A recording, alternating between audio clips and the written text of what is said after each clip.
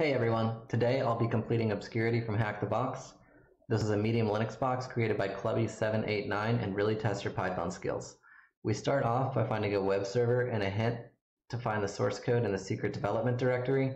We use fuzz to fuzz the directory holding the source code, and once we take a look at the source code, we find that the strings are passed directly to exec and we can execute code via the URL.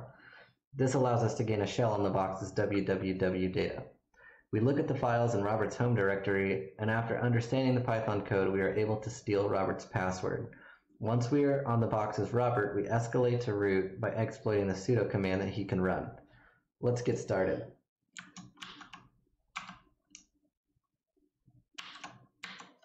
Okay, we're going to start this box off with an nmap scan, sd_scoa, put it in the nmap directory and call it Obscurity. And the IP is 10.10.10.168. I've already run this, so let's take a look at the command.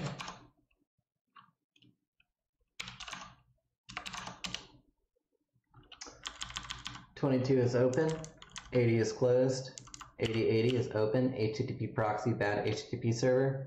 Down here on line 46, we see 9000 is closed, and this is the response from port 8080. So let's take a look at it in our browser.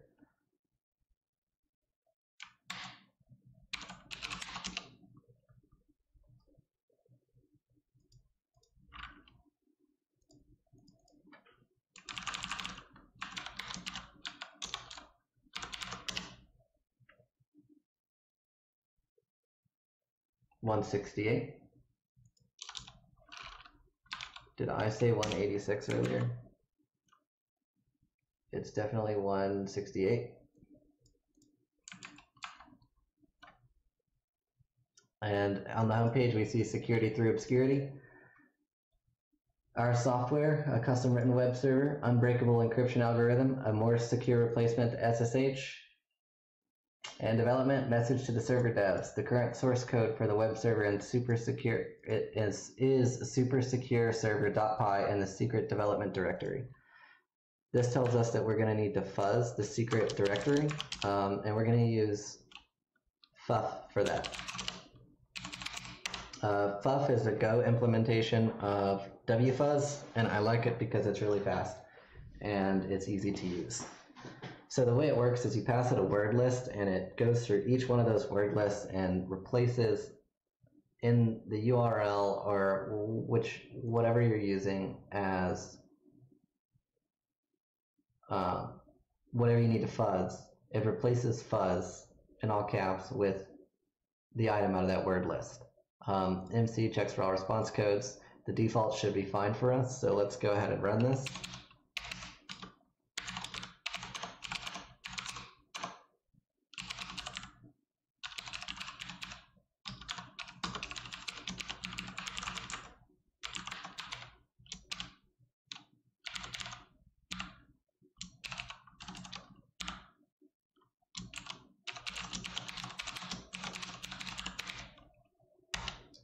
Okay, and what I mean by it's going to run through each item in the word list is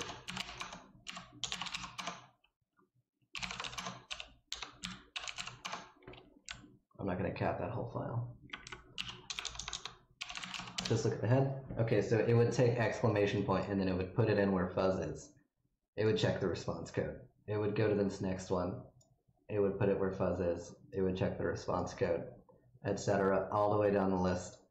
And hopefully we get a response out of this.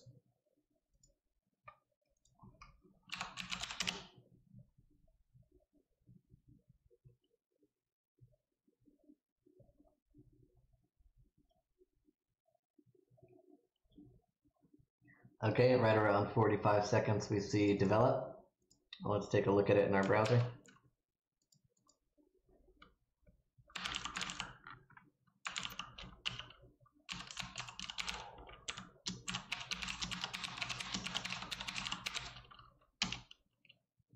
Okay, and we see the source code.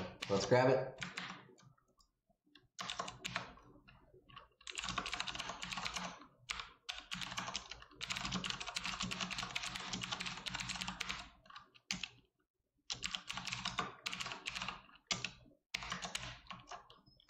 Okay, and a really great thing to do whenever you're looking at someone else's code is to look at the comments, and we see comments right here. It's in a function serve-doc, takes in a path, unquotes it. Here's a variable, keep the output for later debug. This is how you do string formatting, right? Exec info format of path. Exec can be interesting. If you're not familiar with it, I can show you real quick. Exec.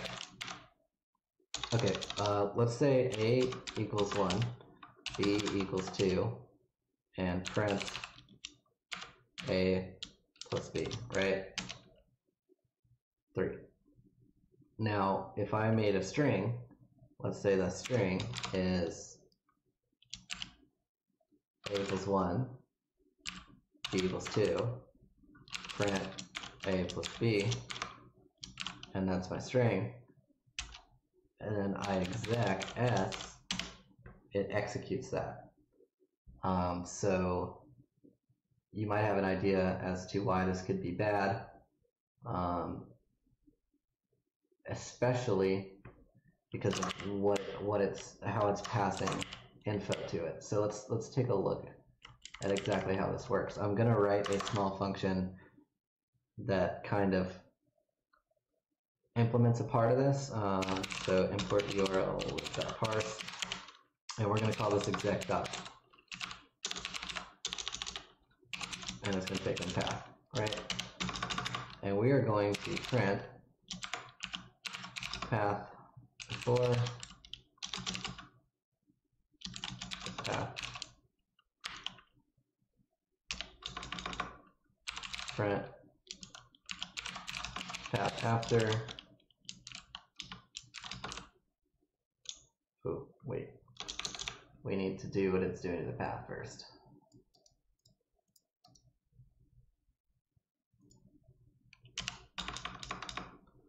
Print path after.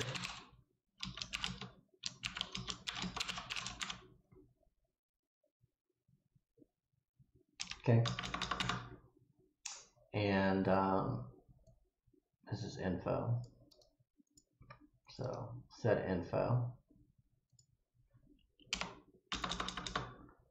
And then it execs this, right? So I want this to be outputted. So we're going to print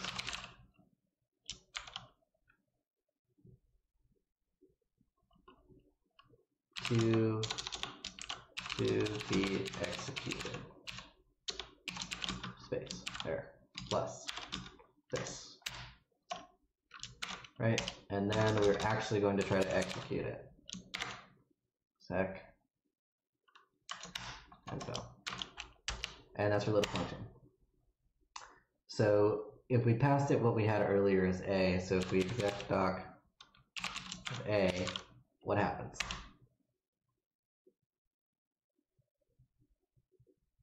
Oh, I'm sorry, of S.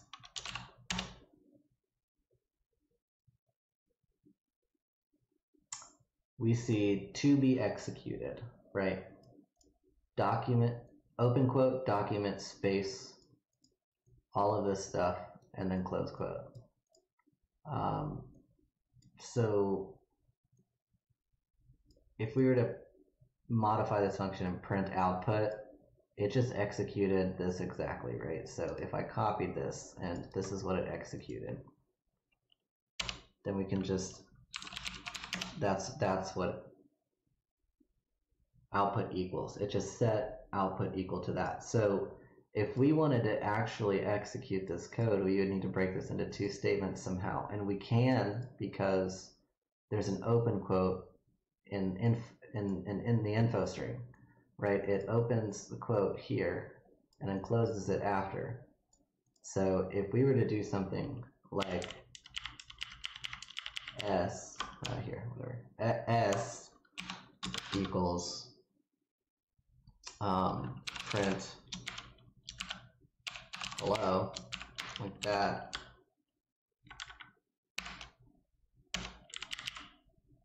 and then we did that, to be executed output equals document space. So this might be a little bit easier to read. What if we did this instead? if we used double quotes and we put a single quote here, and then to break the Python statement we put a semicolon, what does that do? End of line. So this is valid Python. This is the next statement. We have an extra quote, so we need another quote in there, like that. It doesn't like that. And the reason it doesn't like that is because you can't just tack on a blank string into the end of a print command, so we need a semicolon there.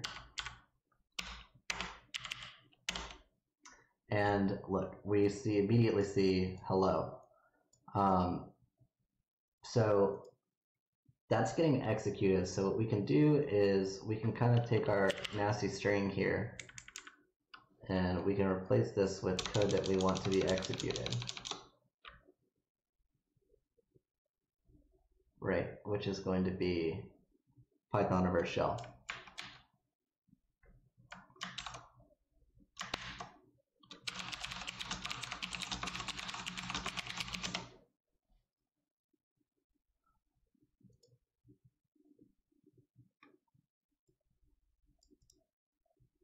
All of these are already imported in the code, so we don't have to worry about importing them. CVC socket, OS, and subprocesses are all there. Or subprocess. So let's go ahead, and OS is also there. I don't know if I said that one. Okay. Let's go ahead and take this minus that last quote, and let's go ahead and put it in here, right? We don't need these because we're not setting a string. We're going to pass this directly to the URL so it gets inputted into the path variable. And our IP is 10.10.14.27.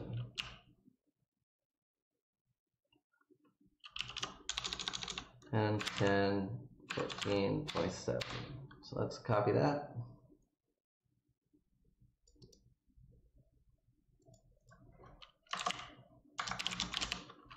Also put this in our notes.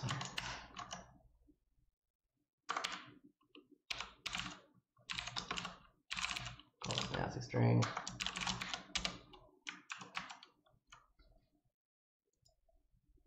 Oh, we need a netcat listener.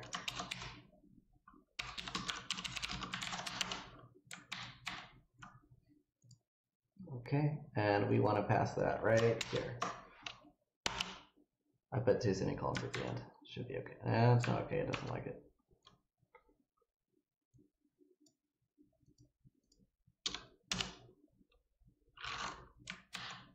And we got a shell. Okay, so who am I? We're www data. Let's go home and let's look at it. We see Robert. Go in here. We see a bunch of files. I'm going to netcat these all over to my box.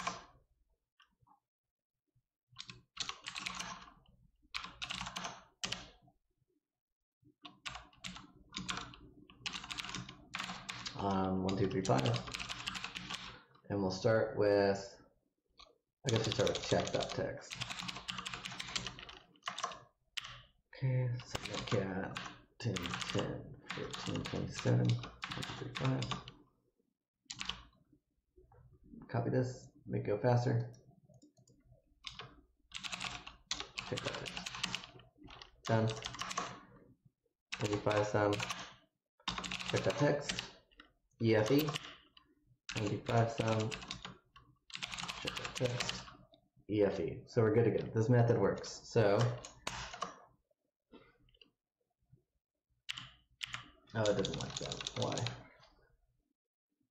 I must have copied a. There. Okay. So then let's do out.text.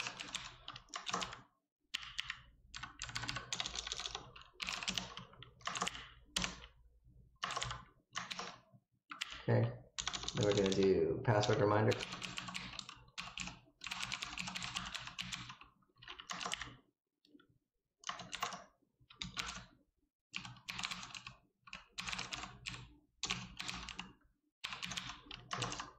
There we go.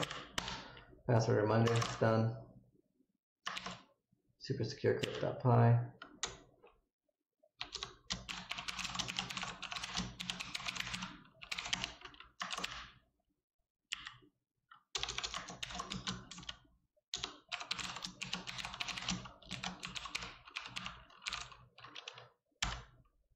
Okay, that's done. Let's look in better SSH. Better SSH.py.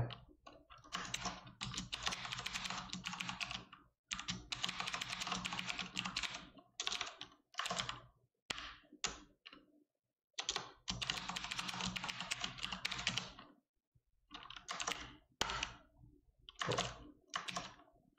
Is that everything?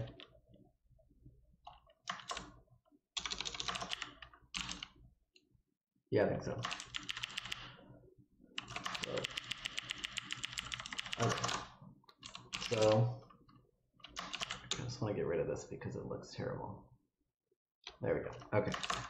So if we look at these, let's look at check.text. Encrypting this file with your key should result in out.text. Make sure your key is correct. What is out.text? Gibberish. Password reminder. Also crap. Let's look at super secure crypt.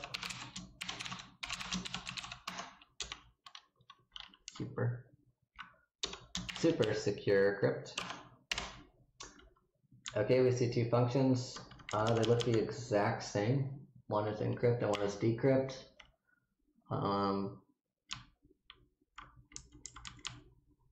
That's not good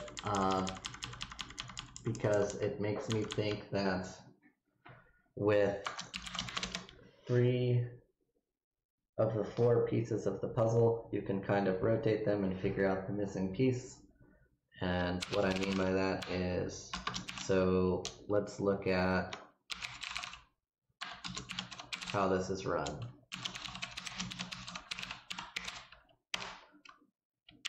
Minus age. Okay, so normally, right, the way you would do this is Python super secure crypt.py.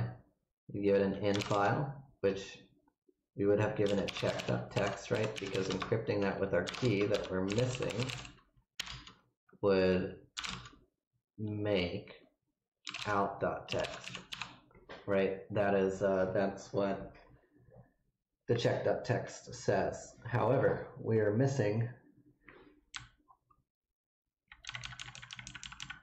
the key. So what if we made the key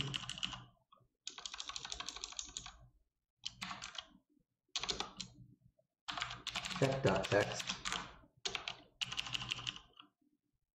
the output, the key,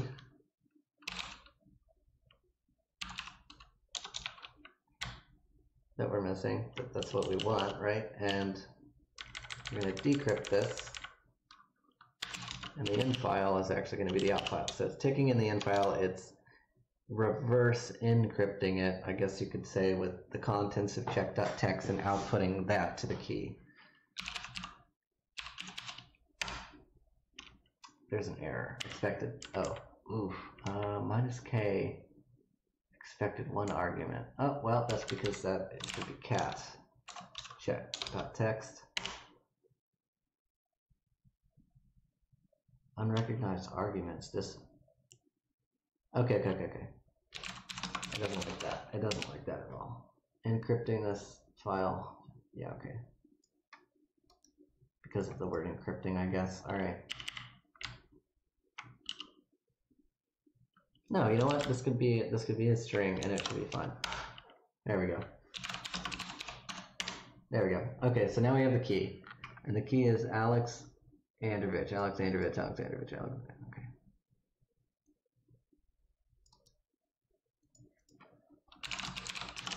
My notes.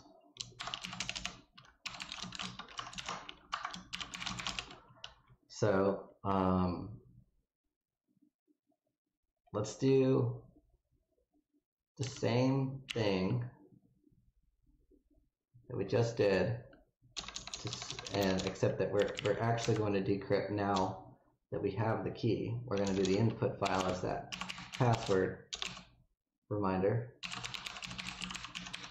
The output can be password reminder out, and the key is Alex and Did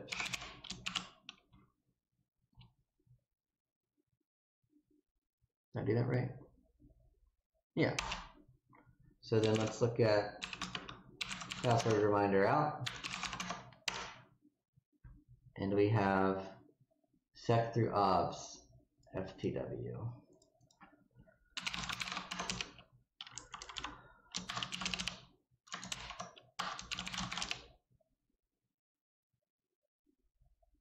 So we can remember that Robert was on the box and SSH was open.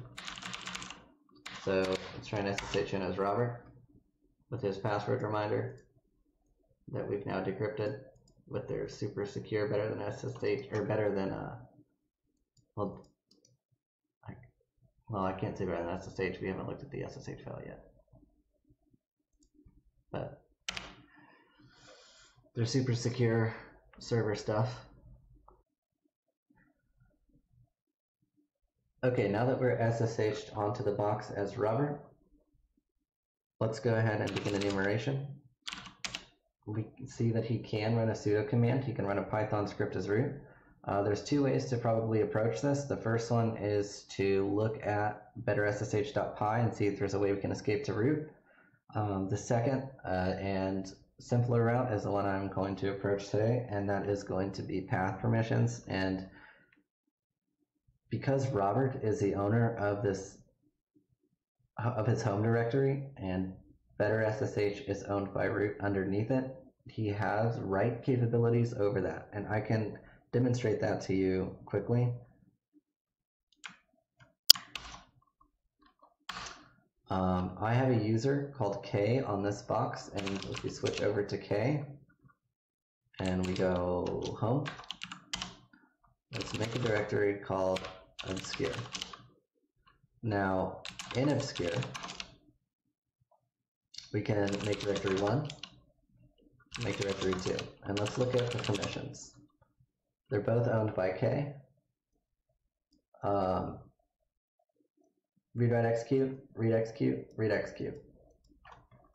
Now, if root comes in here,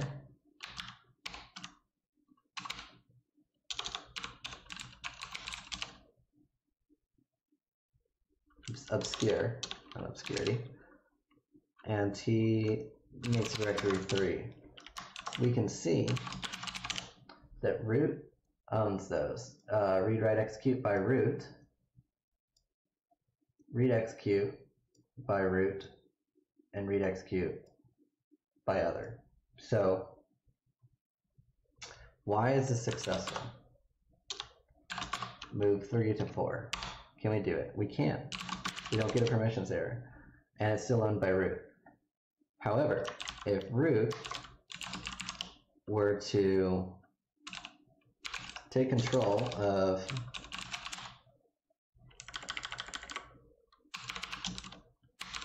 Obscure, then K can no longer move. Okay, and that ends the example. Okay, let's go back here. So we can just move betterssh to betterssh2, make a directory called betterssh, go into it,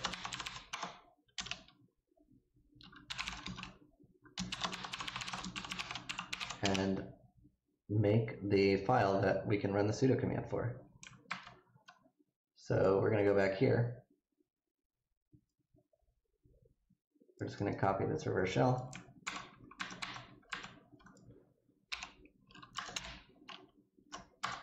Replace with our IP address. We'll do 10 and 1427 for 1337. Looks good. Set up our netcat listener.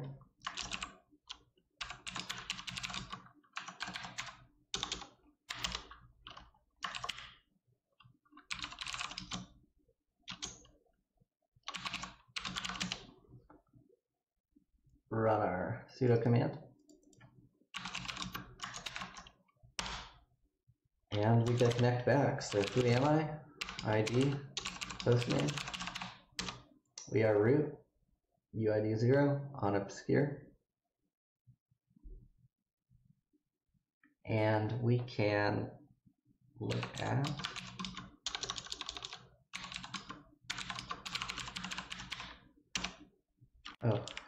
that would be c minus c root.